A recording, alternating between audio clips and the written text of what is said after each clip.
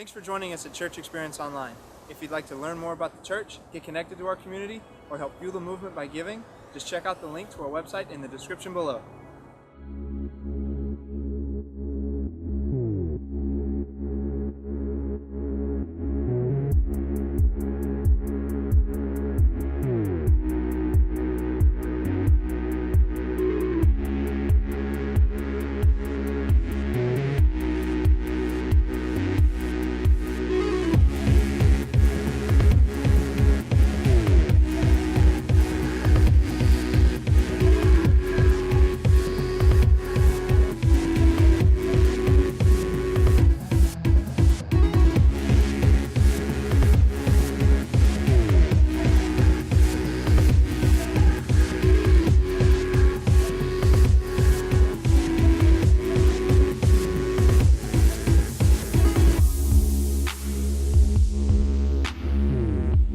Welcome to the final week of You've Got Issues. And I know some of you are really excited for us to get past this series so you don't have to hear anyone tell you that you have issues anymore. You can live in denial, right? It's like when no one tells you that you have issues, you can just totally be happy in ignorant bliss, right? Well, we know that we all have issues, and we've been trying to dig into those. And 2 weeks ago, if you were here, we talked about authority issues and kind of pulled the Band-Aid off on that one. I know that's a tough one. And then last week, we talked about commitment issues.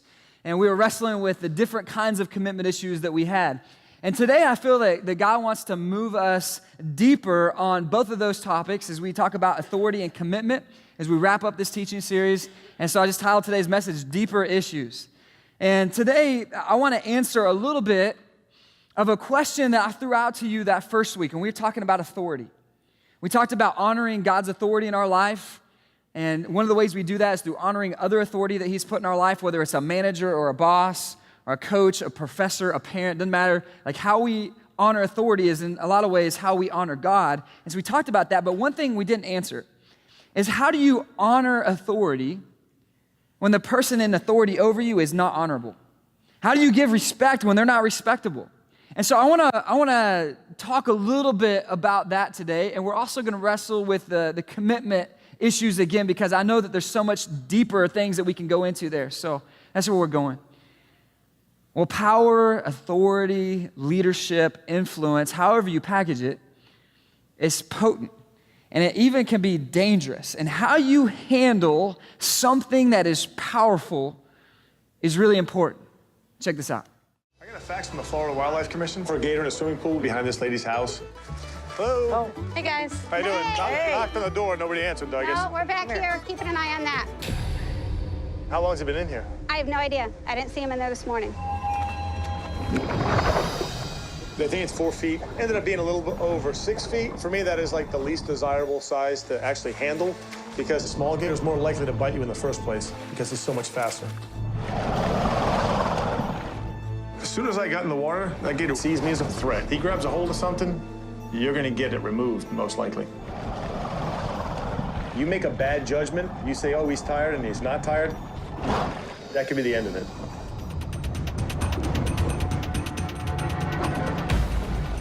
We're going to the grass. I want you guys to go back on the other side a little bit.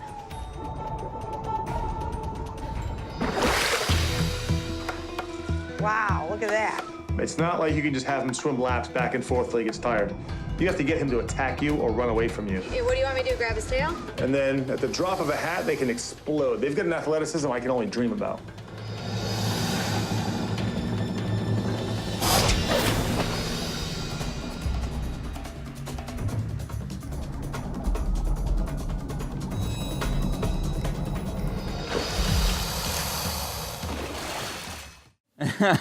I was watching you at that one part, man. You guys, you reacted well. That was great.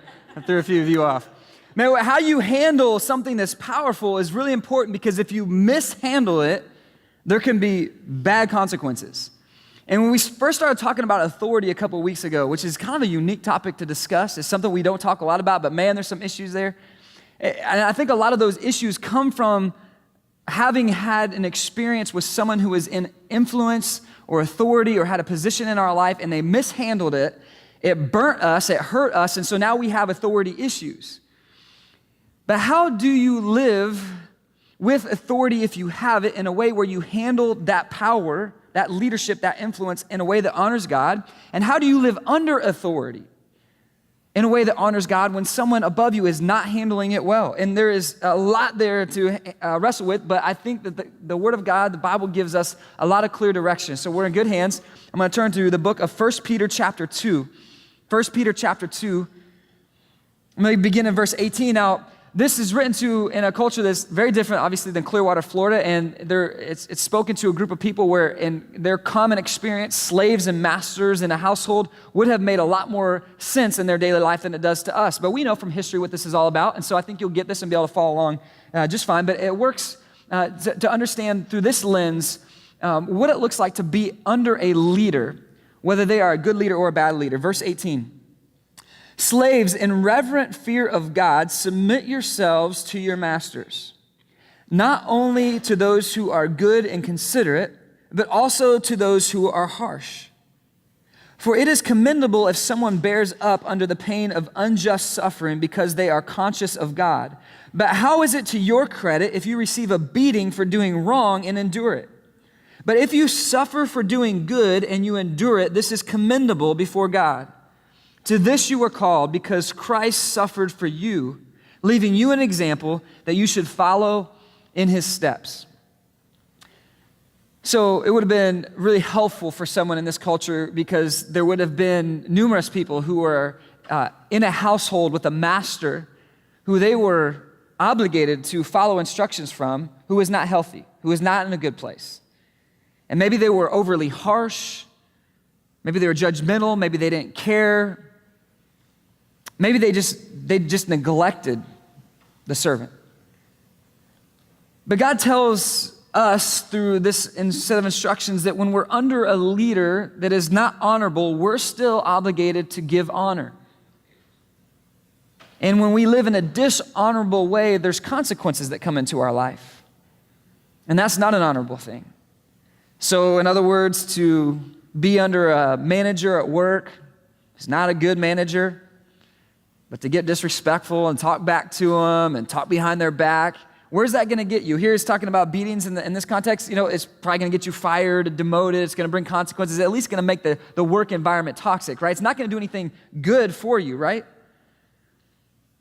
And says that's not an honorable thing. There's no benefit. There's no honor in taking a beating to struggle because of our bad choices. However, it says if you suffer for doing good, so you're trying to live honorably and you're trying to honor God in this position and you're under a professor and they're not a godly person and they're not teaching things that you agree with, but you're in that class and you got to work through that, or you're in a home of a parent who's not a great parent, but you trying to honor God by honoring them. That's honorable, and by doing that, it says that you're following in the way of Jesus. Because what did Jesus do? Jesus suffered under unjust authority. Remember Pilate and the whole government? I mean, they were conspiring along with this religious crowd, the Pharisees, to ultimately execute him, and they were funneling him towards execution. And in the process, beating him and mocking him. And at the same time, this is the king above all kings. This is Jesus Christ. Had legions of angels at his disposal in a moment. Could have brought down the hammer, could have, excused himself out of that horrible process, could have shown them what real power looked like, yet he submitted himself to them, even though they were being dishonorable through that process, even to the very last breath where he prayed, Father, forgive them, for they know not what they do. See, he was living honorably, and he was fulfilling the mission that God had for him because he knew that the Father had him in that position at that time for a purpose. Now, you're in the job you're in now, and if you work under a horrible manager, it may be time for you to look for a different job. It may be a season for that. But if you know you're in this season now and you're maybe in your parents' household and they're not great parents, or you're under a supervisor at work and he's not a great boss, or you're in that class at school until the end of the semester and they're not a great professor, you're in that season, you're under that leader and under that authority. And so the best way for you to honor God is by honoring that. And if you suffer in doing that, no, we're not talking about physical abuse or someone physically abusing you, or you can leave in that situation. Obviously, you don't want to endure under that, but we're talking about someone who's not handling their authority well. You suffer for that. You get ridiculed. They make your life difficult for a season. You're following in the way of Jesus because that's exactly what he went through. You will face adversity under authority. It's not a question, right? It's not a question of if, it's a question of when. And I was thinking of 5 different ways that I think you and I face adversity under authority. And I know that all of us face it, but we face it in different ways. So maybe this is you. Maybe this will help you connect with what we're talking about today. I think that there's times where an authority over us, a leader over us, makes a decision and we just don't want to follow it. So we face adversity under a leader because we just don't want to do what they want us to do. And there's other times where a leader over us, the second thing, I think where a leader makes a good decision, yet we would make a different good decision. So it's not right or wrong. We would just do something differently.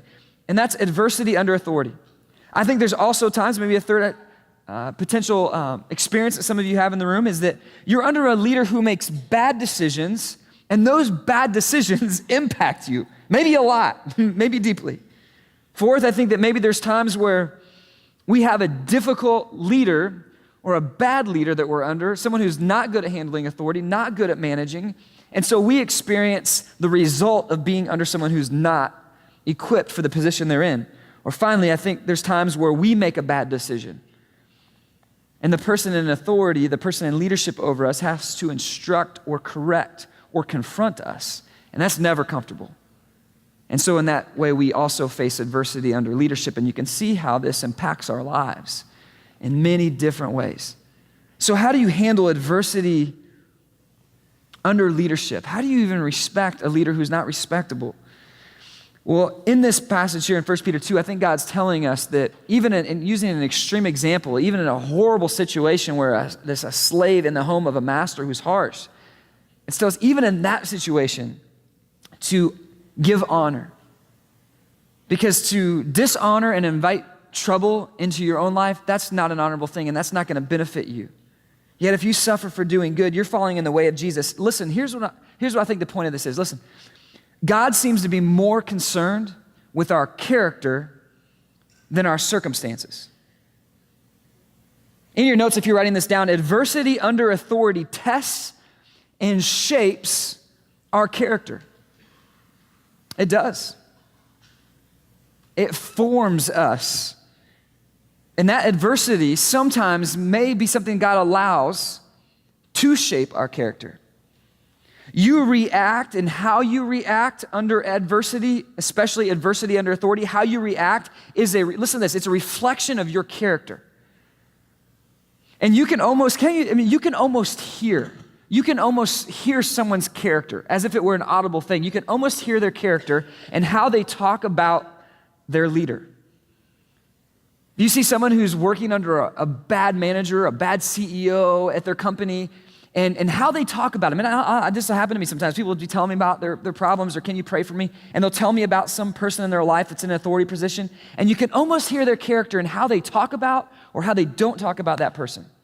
They're rip them to pieces. They're horrible, man. It's all their fault. It's all the problem. And you can almost kind of hear that. And then you hear other times that you can tell people are gently trying to tell you, it's not the best situation, but, making it. And you can just kind of see, you can almost just hear a person's character and how they respond to adversity. They say that life is 10% what happens to you and 90% how you react to it. I don't know if that's all true because, man, there's times where it feels like the circumstance is overwhelming. But I do think how we react is how we honor God. And how we honor Him in our reactions says a lot to the world about our love for Jesus. You may not always feel like doing the right thing. A lot of times you won't, but consequences, and on the other hand, blessings or rewards come into our life and how we honor God and making the right choices. A lot of times we feel like taking the shortcut and doing the thing that's best for us, and not always the thing that's most honorable. Jennifer told me a story of her mother when she was in grade school, had a girl that sat next to her in class. And whenever they were in class writing down answers for a quiz, these young kids, she saw real clearly that the girl next to her was leaning over and looking on her paper, and she was writing down everything that her mother, Rita, was writing down and clearly copying her. And this went on for multiple days, and she didn't want to tell the teacher and make a scene, but at the same time, she didn't like that she was being used for this girl taking a shortcut and doing something that was pretty dishonorable. And so one day, as I heard this story, I thought it was funny, she purposely wrote down the wrong answers. Like all the wrong answers, the exact opposite of all the right answers. This girl, not knowing it, just copies word for word everything. Well, then they get to recess once they found out that this person got the wrong answers and Rita had changed hers back to the right answers and she wasn't happy, right? And man, maybe you've been in that situation where someone around you was acting in a dishonorable way. Maybe you've been in that seat where it was really tempting to take the shortcut, to do the thing that was easier, that felt more convenient, that you wanted to do, the shortcut. You know, our culture leans towards following feelings versus commitments. And staying committed in a situation that is difficult, it tests and tries our character. You know, last week we got into commitment, and so I'm not going to spend a lot of time on this, but I want to work through these deeper commitment issues that might be there for some of us, because I think how teams win, how families win, how churches win, how a marriage wins, is through commitment. It's not by following feelings and what we want to do, it's by following what the right commitments are, what the right choices are, and honoring God in that. You know, so what's that look like? You know, I think it looks like someone who's, and maybe you're in authority. Maybe you have some level of influence or affluence in your life. Maybe you have some kind of position, some kind of power, some kind of authority that God has given you in your workplace or your home or in some relationship. How do you leverage that in a way that's honoring to God? How do you lead in a way? Because how you handle power is important. So how do you do that in a way that's honoring to God? How do you stay committed to Him if you're in a difficult situation? Well, I think it comes down in a lot of ways to some things that we saw that Jesus did. You follow through. You know, you keep your word. You do what you say you're going to do. Maybe you're a coach and it's honoring other coaches. It's honoring the playbook. It's being responsible. It's being dependable. It's working hard to be consistent, to not let others down. And if you're going to let someone down, you let them know and you give them a heads up, like this is what's going on. You don't leave people hanging. You know, we tend to blame others for our bad situations. Whether you're in leadership or under leadership, we blame people all the time. Have you seen in the headlines lately the Google self-driving car project? You guys been following this? Is this a little like disconcerting to anybody else? Like there's cars that are gonna be navigating the roads without anyone at the wheel? It's going on already in California. Google's doing this self-driving car project. And an interesting headline came out that last month, one of Google's autonomous cars caused its first accident. It was a major incident in which the self-driving Lexus SUV sideswiped a bus, and they were only moving at 2 miles an hour, but nonetheless, it caused an accident. And the resulting conversation is people are saying, well, if this ever happens and causes a fatal accident, can this project survive something that devastating? And where would the liability fall and all that? But interesting, this first accident, this 2 mile an hour sideswiping a bus accident, this is Google's response. They're about placing blame and taking responsibility. It's interesting. This is their statement from Google. We clearly bear some responsibility. Because if our car hadn't moved, there wouldn't have been a collision. That said, our test driver believed that the bus was going to slow or stop to allow us to merge into the traffic and that there would be sufficient space to do that. And then one reporter, a guy named Dave, he says, this is funny, he says, so the autonomous car was responsible for the accident, but it won't quite take full responsibility. He says, software is getting more human every day. I love that. Because that's what we do, we place the blame. You know, it might be my issue a little bit, but I'm kind of thinking that maybe if they wouldn't have done this, and a mentor of mine, you heard from him last week, PK, Pastor Kevin Myers, he says, you know, our reasons explain us, but they don't excuse us. And you know what we do is we excuse ourselves out of our commitments because other people don't follow through on theirs. Well, my manager doesn't do this, so I'm not going to do that. And you dishonor God because you dishonor authority and you don't follow through on your commitment, but you blame it on somebody else. Or if you're in leadership and then, well, they are not following through and doing their part, why should I do my part? And why should I go above and beyond when everyone else is not pulling their weight? How do you honor God? You don't place blame. And a huge step into maturity is not blaming a bad boss or other circumstances. It's using them and not using them to excuse ourselves out of our commitments. How we talk about authority is important. And part of the reason why we're having this conversation is because how we handle authority, earthly authority, is symbolic of how we handle our authority, God's authority in our life, and how we respect or disrespect God's authority. And Pastor Craig Groeschel said, a lot of us look at God like it's a buffet. in his word, and we just kind of take the parts that are convenient for us.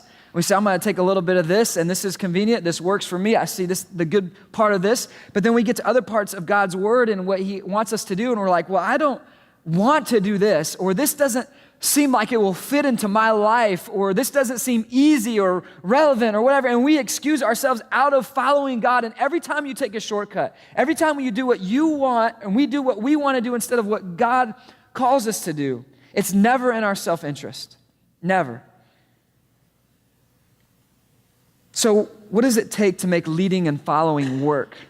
Because man, we all have issues, right? Man, we do. We have issues. So what makes leading and following work? Well, thankfully, God did not leave this vague for us. He made it crystal clear. In Colossians chapter 2, I want you to just imagine what our relationships would be like if we live this way. Colossians chapter 3, verse 12.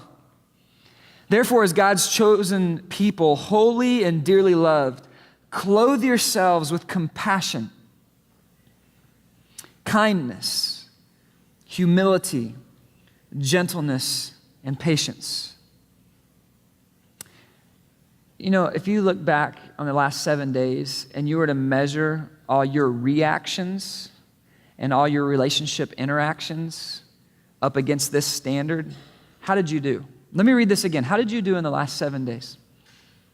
Clothe yourselves with compassion, kindness, humility, gentleness, and patience. And it goes on, it says, bear with each other and forgive one another. If any of you has a grievance against someone, forgive as the Lord forgave you. And over all these virtues, put on love, which binds them all together in perfect unity. Man, it's about love. Kindness and patience and gentleness and how we react. Man, if we had a world where we were compassionate to each other like that, it would just be a different place.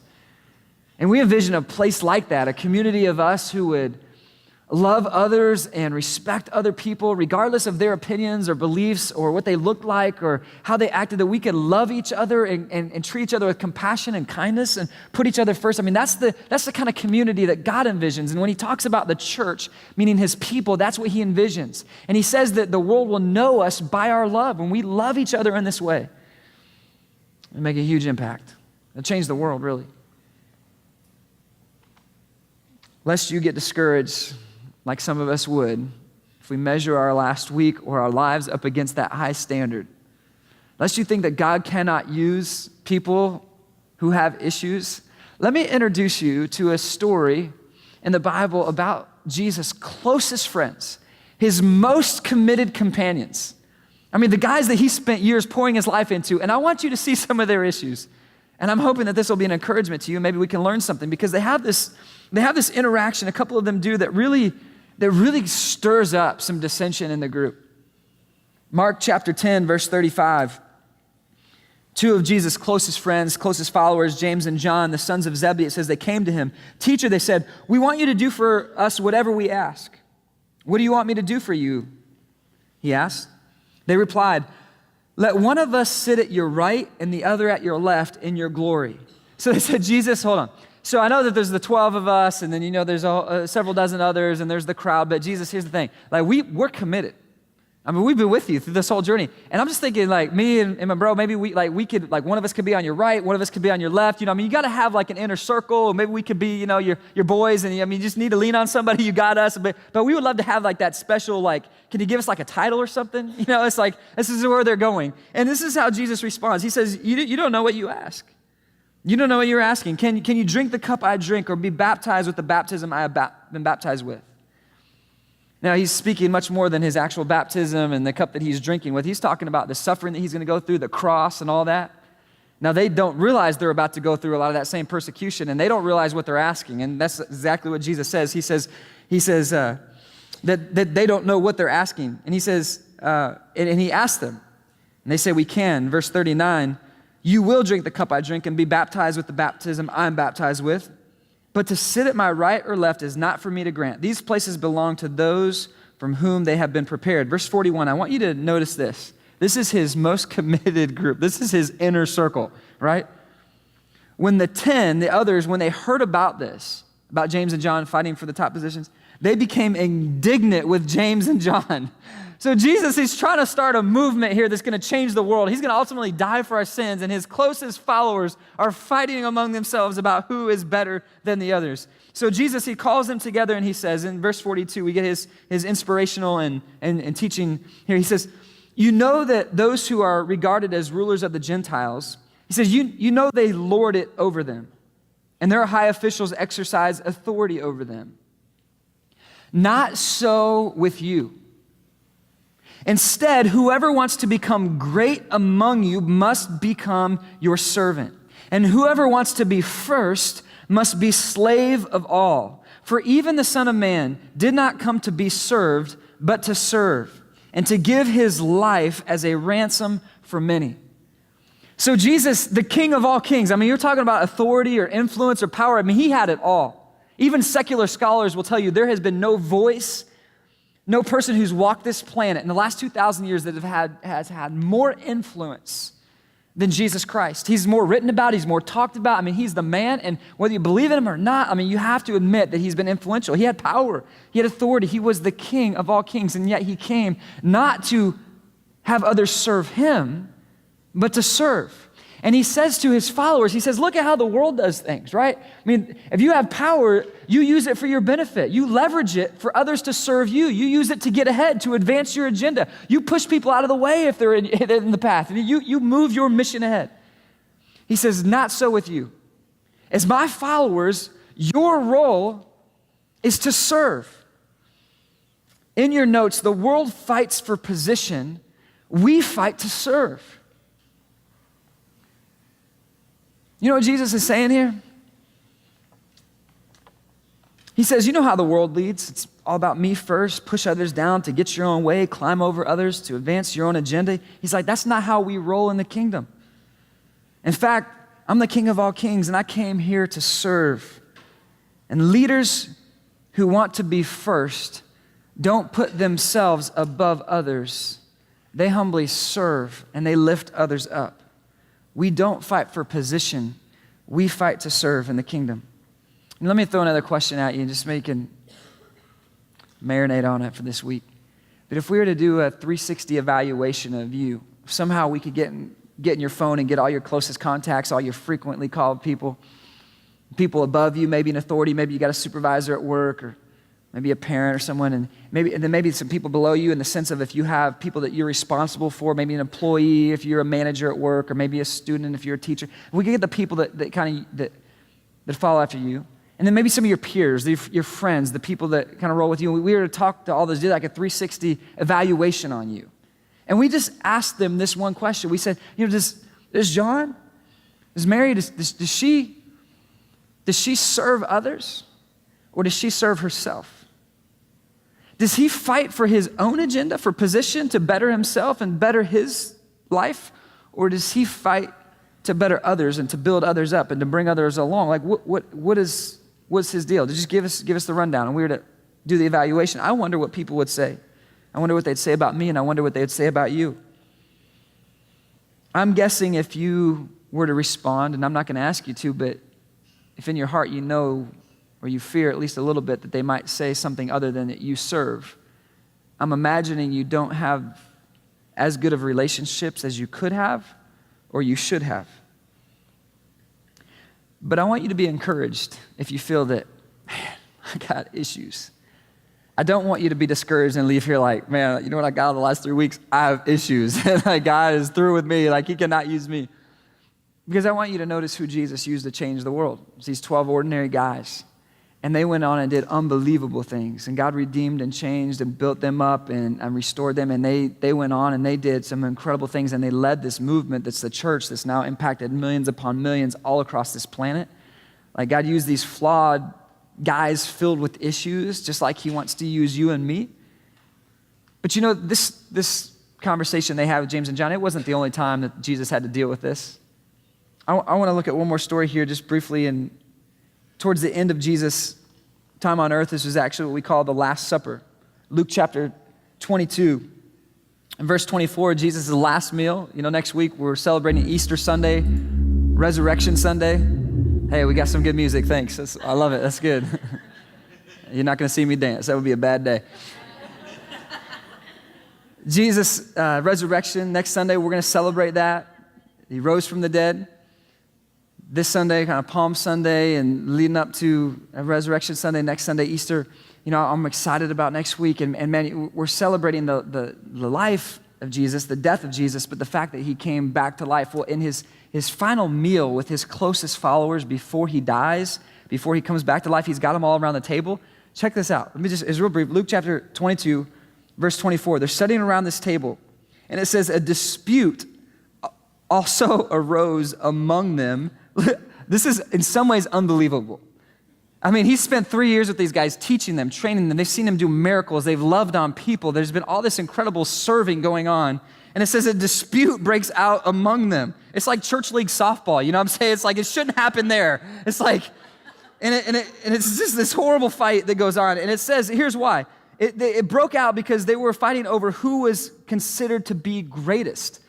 So they're like arguing over this dinner table on who is the greatest in the kingdom of God. And Jesus said to them, the kings of the Gentiles lord it over them, and those who exercise authority over them call themselves benefactors.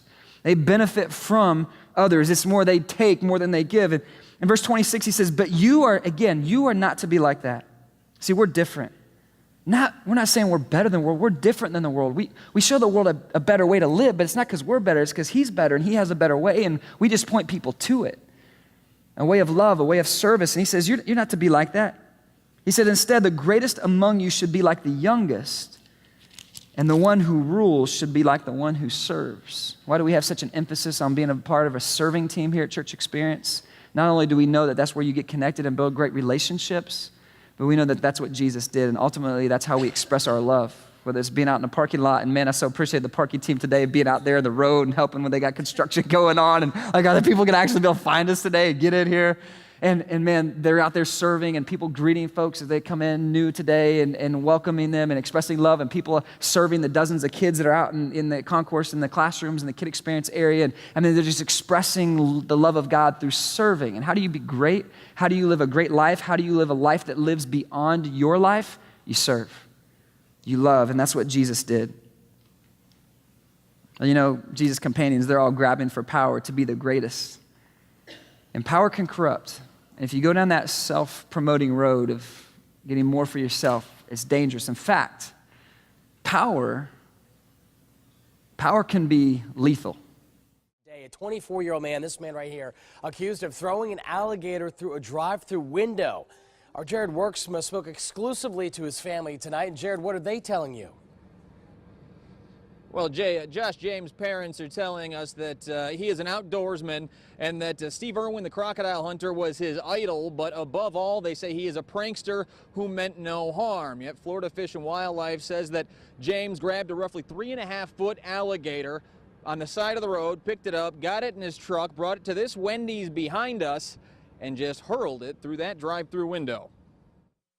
Just a stupid prank that he did that's now turning into this. And you definitely believe this was a prank? Oh, 100%, because he's a prankster. He does stuff like this because he thinks it's funny. Ed and Linda James say their son Josh is harmless, but he's sitting in jail facing serious charges. The charge against him is assault with a deadly weapon, intent to do less than murder. I don't even get that. I don't know how I don't get it. They're still waiting to get the details from their son directly, but they say Josh knew one of the employees working at this Wendy's. Was somebody at Wendy's that they were pranking? Do you think, though, that the people at Wendy's think it was a prank? Well, I mean, how could you not think something like that was a prank? Wendy's won't give any comment on the 3.5-foot alligator seen here hurled through the drive-through window. But Florida Fish and Wildlife was far from amused. I met someone here that was family that was visiting from Georgia today. And, I want to tell them, hey, this is what we do for fun in Florida. Like, we throw gators and drive-thrus. That's what we do. Did you catch the part where they said that they're potentially going to press charges for assault with a deadly weapon? I mean, because this thing can be deadly. And mom's like, it's not, it's a joke. And it's somewhere in between is probably where it will land, and this guy will get probation or something. Who knows? But, man, it's like, really? Power can be deadly and lethal when it's not handled well. And in the wrong context, something that's powerful can cause damage. And so we put boundaries around these kind of things because authority and influence, when it's mismanaged, is not good and it can hurt people. And Jesus knew this, and he said, when you're given authority, when you're given influence, when you're given affluence, you leverage that not for self, which abuses and hurts others, but you leverage that to build others, to raise others. That's how you lead a life of significance. And in your notes, the world reaches for power. We reach for significance. The world reaches for power. We reach for significance. You know, where does authority come from? Where does influence come from? You know, ultimately, it comes from God in heaven. In Acts chapter 1, some of Jesus' last words again in verse 7, he said, it's not for you to know the times or dates. He's talking about the future. It's not for you to know that. It's the Father, because the Father has set them by his own authority. So the only one that really has true ultimate authority is the Father in heaven, God Almighty. And he has authority on his own, and he's God. And that's one of the reasons why we worship him, because he's all powerful. Yet look what Jesus said in John chapter 14, verse 10. He said, don't you believe that I am in the Father and that the Father is in me? The words I say to you, listen, he says, I do not speak on my own authority. Rather, it is the Father living in me who is doing his work. He says, I'm not even speaking to you on my own authority. I'm speaking through the authority that flows through me from the Father. And we are one, and it's his authority that flows through me. In Colossians chapter 2, verse 9, you can see how this authority is used. It says, for in Christ all the fullness of the deity lives in bodily form, and in Christ you have been brought to fullness. He is the head over every power and authority. So Jesus has all authority. And then the final verse I want to read today is one that you might be familiar with. We reference it in the church often. It's what we refer to as the Great Commission, and Jesus sending out his followers. And listen to what he says, Matthew 28, verse 18. It says, then Jesus came to them and he said, all authority in heaven and on earth has been given to me. He says, all what? Come on, all what? All authority. He says, all of it's been given to me. It's all in Jesus. He has ultimate power. He has the final say. He has all authority. And he says, therefore, so in light of that, therefore go and make disciples of all nations, baptizing them in the name of the Father, the Son, and the Holy Spirit. Man, I love seeing people get baptized, representing the change that's happened in their heart, that God's washed away the sins, that they've died to their old self, they've buried the old self, who they were without Christ, they've raised to new life, they're walking with him, there's a change. Man, it's been awesome to see so many of you guys baptized this last year in our first year and see all the life changes happen. We have another baptism scheduled here coming in April, and I can't wait to go out to Clearwater Beach and see some of you make that public of what God's doing in your heart. I'm so excited about that. And he says to go, use that authority to go and build people, make disciples of all nations, baptizing them. And he goes on in verse 20, and teaching them to obey everything I have commanded you. Listen, and surely I am with you always to the very end of the age. So he bookmarks this great commissioning with saying, I have all authority, it's been given to me, and now I'm giving it to you, and I'm saying go, and I'm with you. My authority, the same as it says in the Bible, the same authority, the same power, it says, that raised Christ from the dead, which we're going to celebrate next week on Easter Sunday, that same power you have in your life through Christ to overcome. I mean, it's awesome. We're going to start a teaching series after Easter, Overcome. It's going to be awesome, overcoming the storms and the battles of life and the mountains that we climb. And man, like Jesus has that power and authority available to you as you walk in his authority. But he says when you have influence, you use it to serve, to love. You know, one of the most loving things you can do to someone in your life is you can do what I did a couple times over the last couple weeks. I invited someone that I knew that I had a relationship with to come. And if this church isn't close enough to them, invite them to go to another church. But connect them to the church, the people of God. And I invited them to come and check it out. And next Sunday, Easter Sunday, is probably, listen, I don't ask you to do this a lot, but I'm asking you to prayerfully consider who you might invite to bring with you, to set with you next Sunday. Out of any Sunday of the year, Easter and Christmas, there's people who they kind of believe in God, but they're not really walking for him, and they're kind of stumbling through life with a kind of a semi-faith and maybe even just cold-heartedness. They're not even into faith, but they're kind of curious and they know what they have is not working. Might even look good on the outside, but on the inside, they know when they put their head on their pillow at night, like there is not peace there. There is not joy. There is not hope. And they're like, what's next after this life? And there's so many questions that we have the answer to. And it's selfish for us to have the answers and not share them. And this is probably one of the greatest opportunities we have to make an invite to a friend and say, hey, come sit with me. It's Easter Sunday, and more people will say yes than what you realize. And more people are open to it when you realize. We had some neighbors in our neighborhood over to our house that don't attend church just recently, several weeks ago. And we had another family we invited from Church Experience to come hang out with them, get to know them as well. And we showed them a video. It kind of came up in the conversation church and whatever, and it kind of came up, and they were curious about it. And I knew they didn't really attend church. It wasn't their thing, but I showed them one of the videos that we have online of Church Experience, and they're like, oh, that's kind of cool. And this was the question. I thought it was so funny, because I've grown up in church, and they're like, so like, is anybody welcome to attend? Like, that was the question. And I assume, and I think most people know that churches, you can just kind of freely come and go, and you're welcome to attend. But it was kind of like, do I need a ticket? Do I have to pay admission? Is it exclusive? Is it like a club? It's like, no, you're welcome to come. And I pray that they do, and I'm building a relationship with them.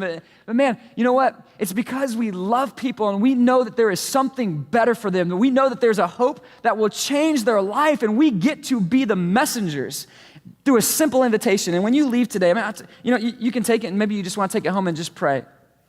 But some of you might want to take this invitation, Impossible Easter next week. It's got a brief description of what's going to go on at our services, 9:30 and 11 a.m. It gives the time. Our website with more information. It tells them where to go. It's just real simple. It tells them about our kids program. And you could just put this in someone's hand, and that could literally lead to changing their life and their family. Next week, and it's Easter Sunday. I want to challenge you to consider doing that. I'll leave you this story. It happened to me just in the last 2 or 3 weeks. I was driving into the Starbucks for a meeting down here by Countryside Mall, right in front of the Chipotle there. And I was pulling in at the light, and I see this minivan pulling in right ahead of me. And on the back of the minivan, it had a Church Experience window cling.